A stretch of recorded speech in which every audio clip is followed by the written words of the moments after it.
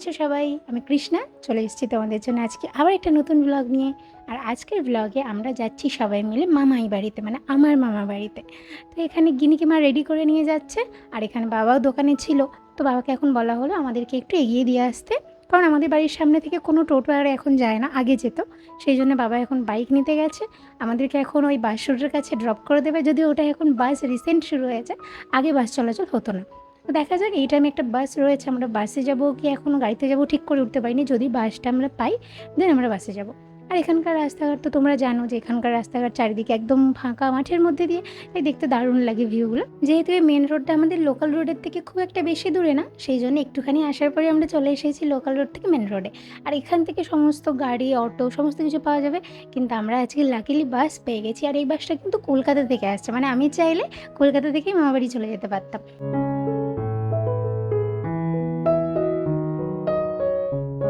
আগে যেহেতু এই রুটটাতে কোনো রকম বাস চলাচল হতো না, তাই প্রথমেই যখন ভাবলাম যে বাসে করে মামাবাড়ি যাব, প্রচুর এক্সাইটেড ছিলাম। আর এত এক্সাইটমেন্ট কি আর হজম হয়? তারপর এই যে পুরো রাস্তার মাঝখানে ফেসে গেলাম একদম জ্যামে। আসলে এই দিকের রাস্তাটা একদম সরু ছিল, মাঝখানে বাজার, দুই দিকে দোকান, সেই জন্য ওইখানের রাস্তাটা একদমই বাস চলাচলের জন্য ঠিক না। আর এই দিকে শুধু সামনেটা পেছনটা, এই দুটো দিককেই সুন্দরভাবে একটু রেডি করেছে। আর এখনই এরা বাস নামিয়ে দিয়েছে রোডে।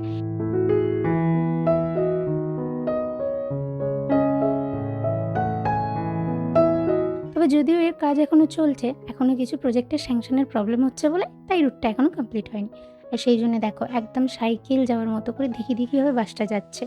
বাসে আমরা ছাড়া আদার্স মেম্বার যারা বসেছিল তাদের সবার মুখে শুনছি একই কথা, আমাদেরকে নাকি মাঝ রাস্তায় নেমে যেতে হবে।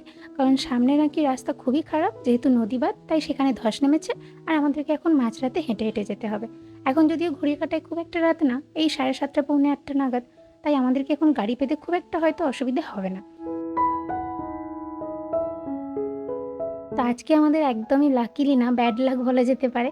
সেই জন্য আমরা এখন টোটোটাও মিস করেছি, কারণ টোটোটাও সম্পূর্ণ ভর্তি। তারপরে আমাদেরকে ওখানে আবার পৌনে আধ ঘন্টার মতো দাঁড়িয়ে অন্য টোটোয় আসতে হয়েছে। আর এখন যে রাস্তাটায় যাচ্ছি, এই রাস্তাটাও তো কম বেশি আমার ভিডিওতে তোমরা সবাই পরিচয় পেয়ে গেছো। এটা হচ্ছে আমার ছোটোবেলার স্কুলের রাস্তা, আর সামনেই রয়েছে আমার স্কুল। এখন গিনি মায়ের হাত ধরে এই রাস্তা দিয়ে হেঁটে হেঁটে যাচ্ছে। একদিন আমি আমার দিদার হাত ধরে এইভাবে হাঁটতে হাঁটতে স্কুলটাতে এসেছিলাম। তবে এখন যদিও আমাদের কারোরই আর স্কুলের বয়সটা নেই, সেখানে গিনি একদমই ছোট।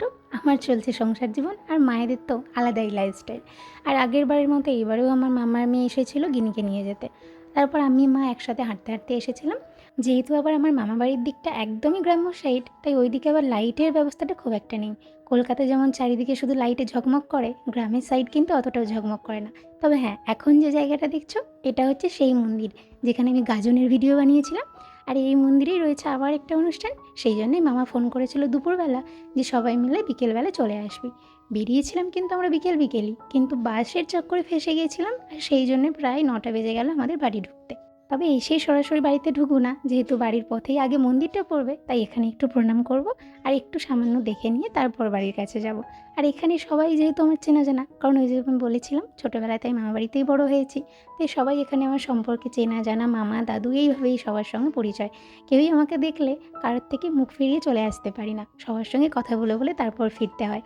আর এই যে সবুজ বাড়িটা সামনে দেখছো, এটাই আমার মামা বাড়ি, আর এখানে আমার মামাও দাঁড়িয়ে রয়েছে দেখলাম। আর তারপর এখানে কত আয়োজন দেখো, যেহেতু রাত পোহালেই তো মৎসবের খাওয়া দাওয়ার অনুষ্ঠান, সেই জন্য এরা সন্ধ্যে থেকেই দেখছি প্রচুর তোড়জোড় শুরু করে দিয়েছে। আমরা যদি একটু দেরি করে এসেছি, তার জন্যই দেখো সমস্ত কিছু ঢালা আলুর আরও ছাড়ানো শুরু করে দিয়েছে। আর কত ডেচকি বালতি নানান সামগ্রী মৎসব অনুষ্ঠানের জন্য। ওইদিকে আবার দেখছি বড় বড় উনুনও জ্বলছে।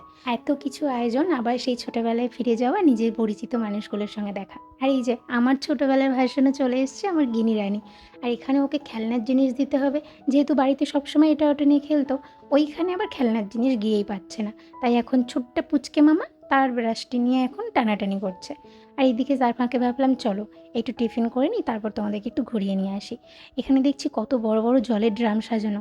আর এখন যেহেতু টিফিন করে তারপর একটু দেরি করে এসেছি, এখন দেখছি অনেকগুলো ডেচকি পুরো ভর্তি হয়ে গেছে, আলু কাটা, কলা কাটা, এই সমস্ত কিছু হচ্ছে। আর এই দিকটাতে দেখো কতগুলো উনুন একসাথে খোলা রয়েছে। তবে হ্যাঁ, দেখছি দুটো মাত্র উনুনই জ্বলছে। তবে এই রান্নাটা কিন্তু কালকের জন্যে না, এই রান্নাটা আজকে রাত্রিতে সমস্ত যারা অনুষ্ঠান করছে তারাই সবাই মিলে খাবে বলে তারই রান্নাবান্না চলছে। আর এইদিকে আমার পুচকিটা দেখো কলা নিতে এসেছে।